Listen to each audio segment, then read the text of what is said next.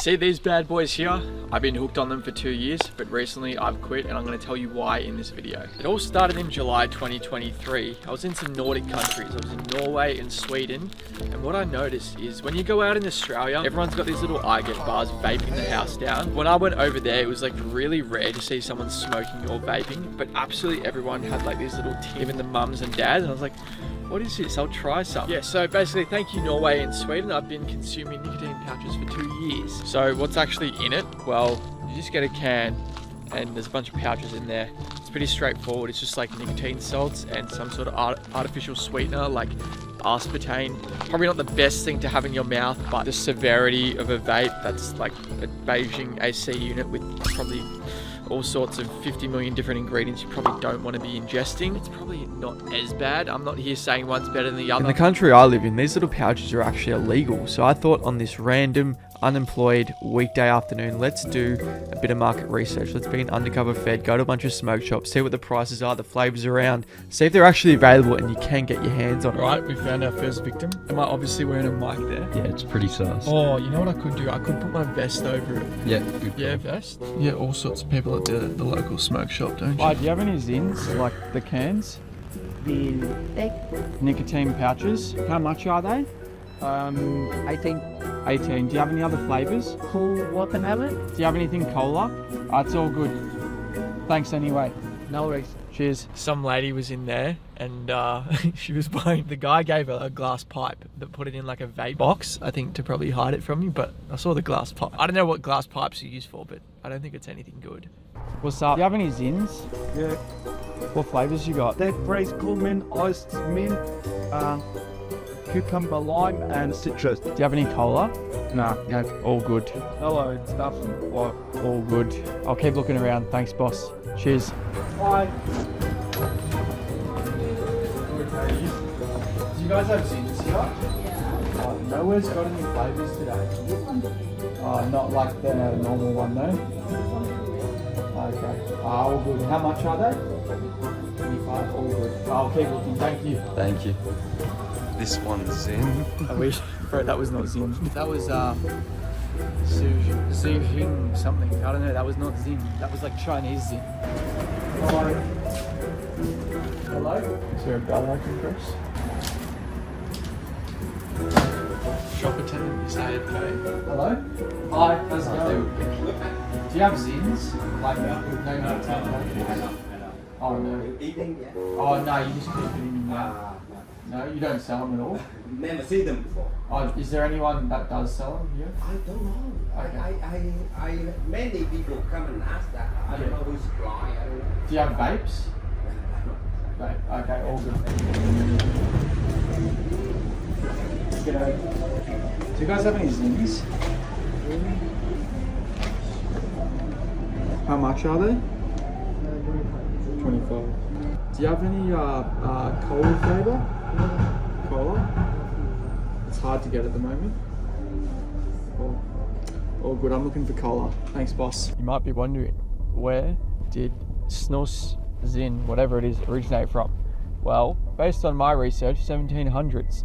The Swedes were using tobacco. I don't know if it was a pouch form, if they were chewing it, but it's been around for a long time. And then in the early 2000s came along the tobacco-free version, which is literally just nicotine salts and aspartame, very simple product.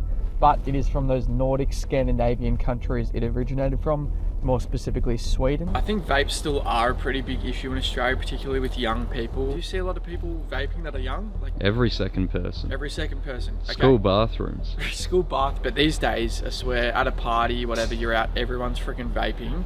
For me, my run-in with vapes was, I was in America, like 3 years ago, and I was just driving in LA and I had a cheeky little, can't even remember what it was, and I was just doing it every now and again. And then when I got back to Australia, I was like, dude, but what's this feeling? Like, I feel like I need something right now, but I don't know what it is.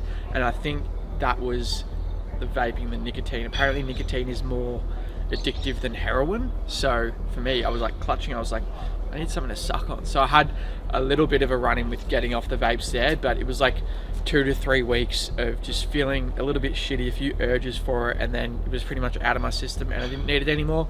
Yeah, nicotine's a hell of a thing. I always thought this isn't the worst vice. Like, I don't vape, I don't smoke, I don't drink, I don't do drugs. Nicotine pouches were kind of my only thing. On the way to the gym, I'd have it in the car, you know, with an energy drink, absolutely stim maxing. And now I'm about to go to the gym and I'm not doing any of that. Obviously, like, nicotine acts as a vasoconstrictor. Science dudes, I don't know, I'll have a pop up here, but what that basically means is you get in the zone, blood pressure, heart rate up, so it can be a good way to just like immediately put you into performance mode, which is why I liked it for the gym, but I was using it all the time, which kind of leads me to believe that is your normal zone now, this fight or flight mode, and there was just no relax mode because nicotine was just always in my system. But I think if you did use it a little bit more sparingly, it might be more effective. That's why a lot of like athletes, like cyclists and soccer players all in Europe, they absolutely spam it from what I've heard. I guarantee now if you popped an energy drink into the ZYN, you'd feel some sort of overwhelming wave of euphoria, anxiety or something. It's just crazy. I was doing that every session. So I got to the point where I was just purely dependent on that. I couldn't have a session without like a coffee. And as I'd say, I was just absolutely stim maxing. A lot of people are currently doing that. I just don't like my body being in that state all the time. These Define fits. I don't know. Can you see my tricep through there? Through the black? Not with that lighting. Oh yeah, fuck. They're going crazy with their new fit. Bruce Wayne Batman undershirt. And I take this off. Bang. I've got an identical short sleeve one. I haven't even pumped my arms up. Makes me look like I've actually got bicep. Actually awesome men's clothes at the moment. You can cop any of their stuff, go get your girlfriend something, go down a bowling. Alright, what's a respectable weight for arms here? Just asking random people in the gym what their thoughts are on nicotine and performance. Yeah, I've used nicotine a few times. Good, bad, ugly performance? Anecdotally, definitely gets you feeling like you're buzzing a bit. Definitely increase anxiety though. That's what I think, yeah. So I feel like if you abuse it, do it too much, you feel like you're just always on edge. Alright, got the anabolic kangaroo here. It's my new favourite, new go-to.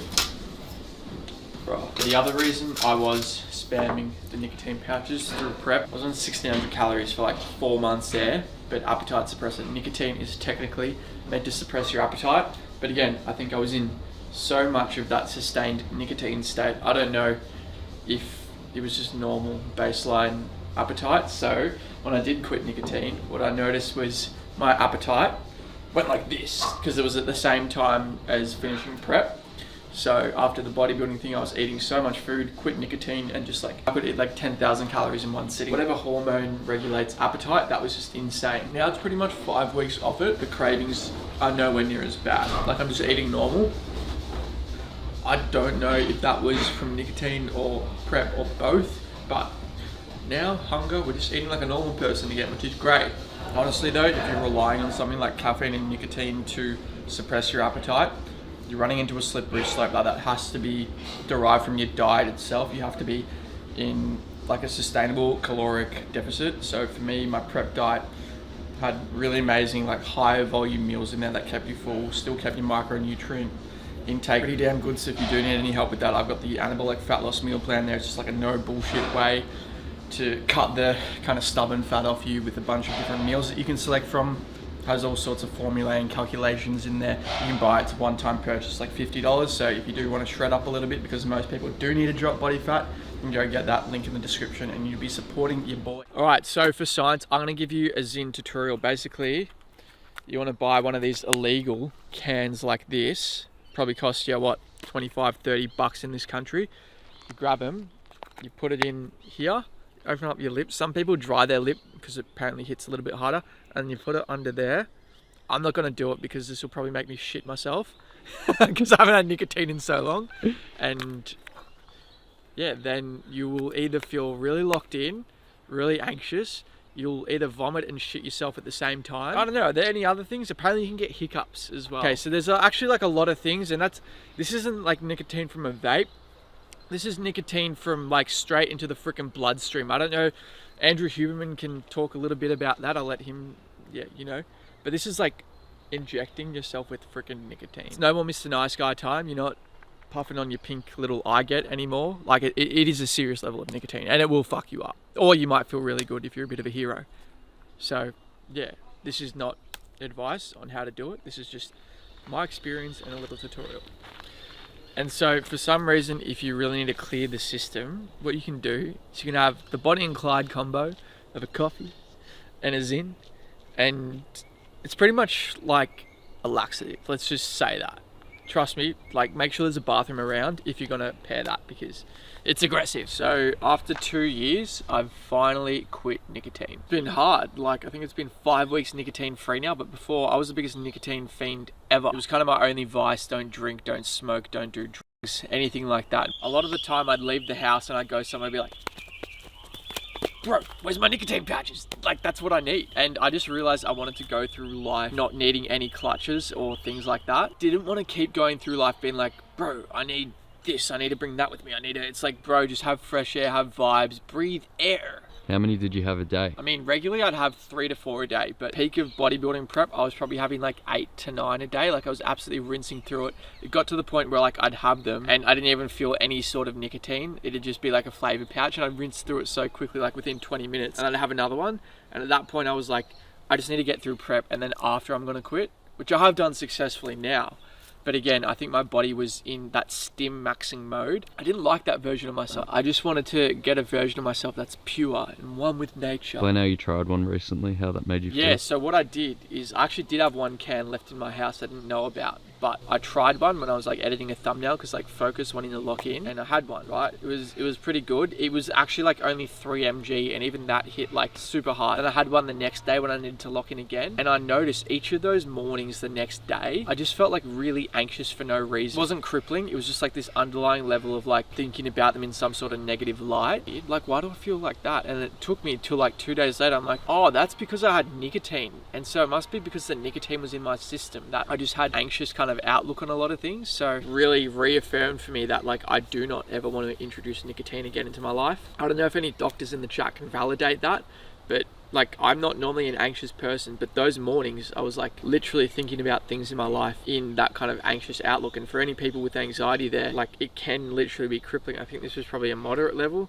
but I do not ever want to feel like that again. So this reminds me of the last time I used to take nicotine or ZYN. Is I'd be working absolutely dialed, locked in, and I'd pop a ZYN. I'd have that performative feeling and just be like dialed into my task, but I don't do that anymore. Where was I going with this? Oh yeah, it gives you laser focus, robustly, improves focus, I think Andrew Huberman says. And we're not using it because we just got natty levels of focus and we want to create a freaking documentary on nicotine. I hope you guys enjoyed it. Bit of a different video today, but I thought I'd be, you know, I'm not perfect. I've freaking had my trials and tribulations with nicotine. So I hope it's helped you guys, and anyone who is kind of stuck in battling addiction with nicotine, or whatever it is, if you're battling addiction with mental health. I hope this video has helped you. Please freaking stay subscribed to the channel, and I love you. Mwah!